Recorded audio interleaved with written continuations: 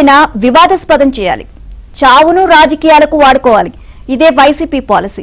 దీనికి అనుగుణంగా కొత్తగా కుల కుతంత్రాలకు తెరలేపుతోంది.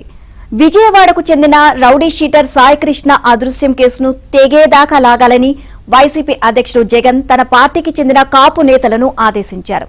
సాయికృష్ణ నేర నేపథ్యం ఎలా ఉన్నప్పటికీ ఆయన కాపు కులానికి చెందినందున ఈ విషయాన్ని తమకు అడ్వాంటేజ్గా మార్చుకోవాలని సూచించారు.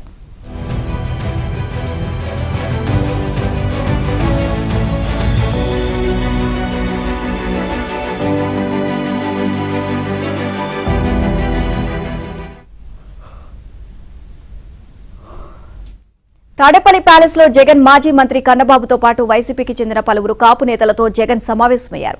పవన్ కళ్యాణ్ కు వ్యతిరేకంగా కాపులను రెచ్చగొట్టేందుకు సాయికృష్ణ అదృశ్యం కేసును వాడుకోవాలని జగన్ ఆదేశించారు.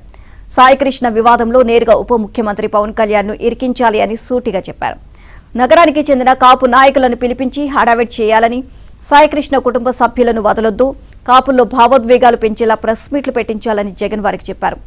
సీఐని సస్పెండ్ చేస్తే సరిపోదు, కమిషనర్ రాజశేఖర్ బాబును సస్పెండ్ చేయాలని, ఎక్కడికక్కడ ధర్నాలు చేయించాలని, మొత్తం విషయాన్ని మనకు అనుకూలంగా మార్చండి అని జగన్ ఆదేశించినట్లు సమాచారం. ఈ వ్యవహారాన్ని పర్యవేక్షించే బాధ్యతను కన్నబాబుకు అప్పగించినట్లు తెలిసింది.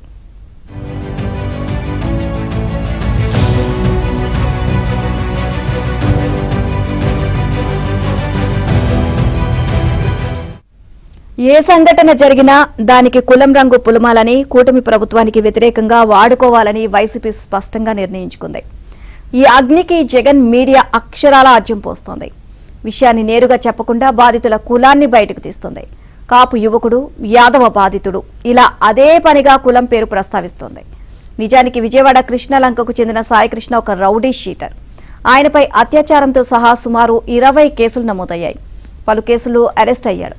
ఈ విషయాలు స్థానికంగా అందరికీ తెలుసు. అయినా సరే సాయికృష్ణ నేర చరిత్రను కాకుండా కులాన్ని మాత్రమే ప్రముఖంగా ప్రస్తావిస్తున్నారు.